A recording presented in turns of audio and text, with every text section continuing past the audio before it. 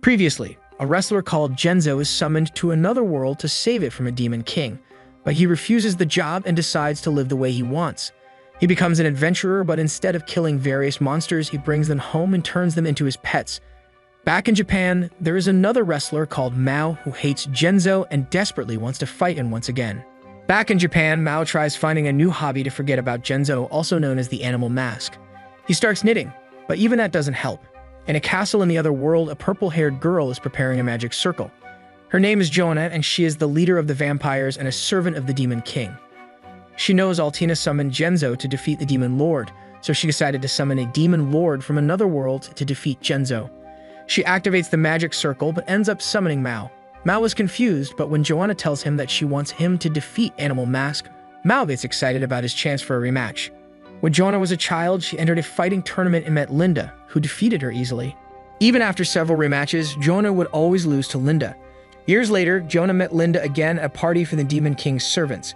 She bragged that her servant, called Rose, is a high-ranked vampire, while Carmilla is a useless, low-ranked vampire.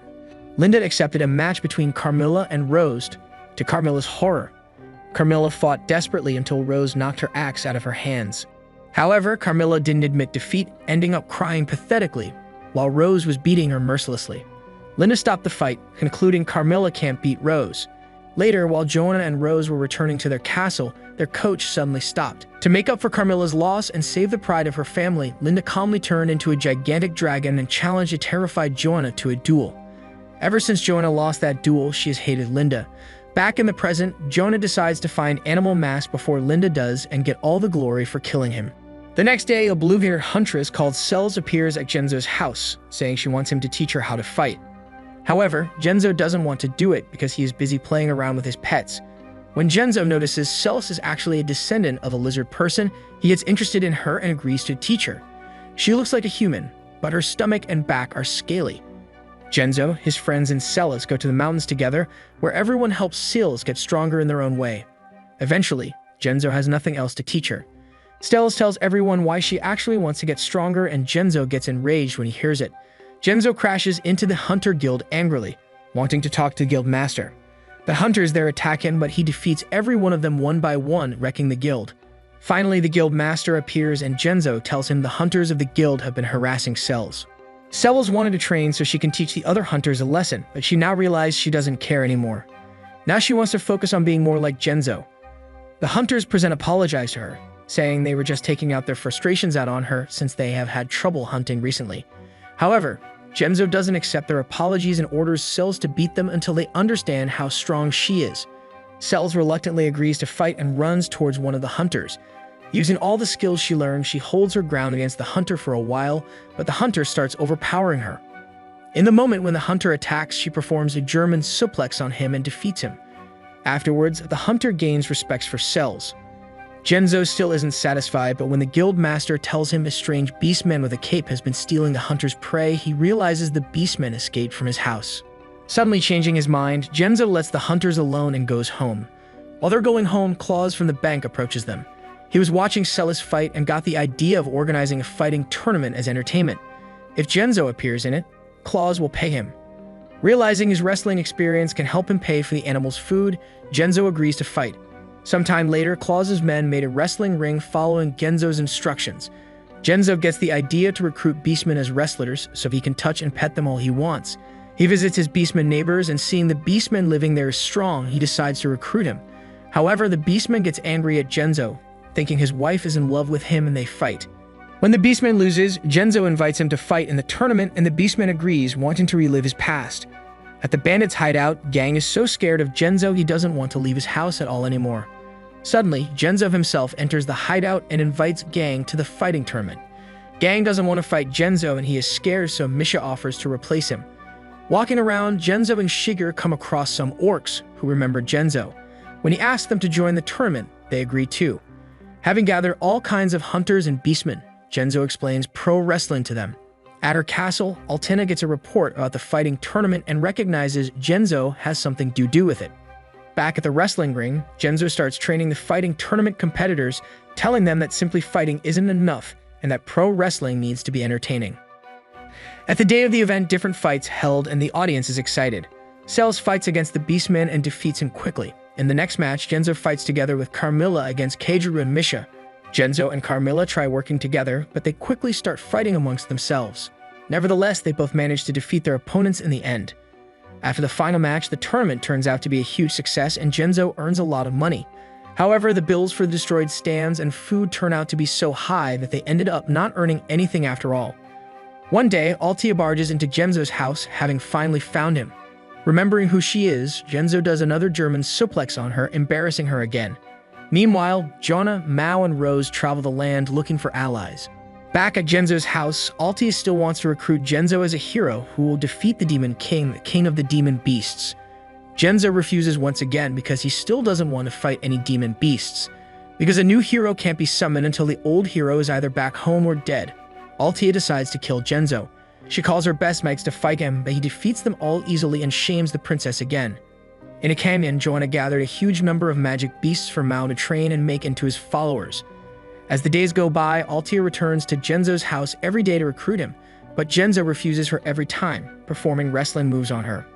Wondering about what kind of beast the Demon King is, Genzo asks around at the Hunters Guild. When the hunters hear Genzo is targeting the Demon King, all the hunters rejoice, but nobody has any valuable information. Later, Mao and his beast army visit the orcs' settlement. Mao beats up the orcs there, asking about Genzo. While looking for the Demon King's army, Genzo and the others come across some panicked orcs. They tell them their settlement was attacked by the Demon King from another world and show Genzo a drawing of Mao. That night, Gang, Misha, and Edgar sneak around the house and finally manage to steal Hiroyuki. The next morning, Genzo notices Hiroyuki is gone and starts panicking. Meanwhile, one of Mao's soldiers finds a flyer for Genzo's fighting tournament and Mao recognizes it. Walking around town, Genzo and the others do their best to look for Hiroyuki, but can't find him. While Shiger is looking, she comes across Claus, who tells her he saw Hiroyuki at a noble's house, so Genzo immediately runs there. It turns out the bandits sold Hiroyuki to the noble's little girl called Maria, and the noble refuses to give him back. Getting the idea to buy Hiroyuki back with a huge amount of money and get Genzo in her debt, Altia runs back to her castle. When the noble's daughter sees Genzo crying over Hiroyuki, she asks her father to give Hiroyuki back to him, but the noble doesn't want to give him away for free. When his daughter starts crying, she manages to convince her father to give Hiroyuki away for cheap. But it turns out Genzo can't afford that either.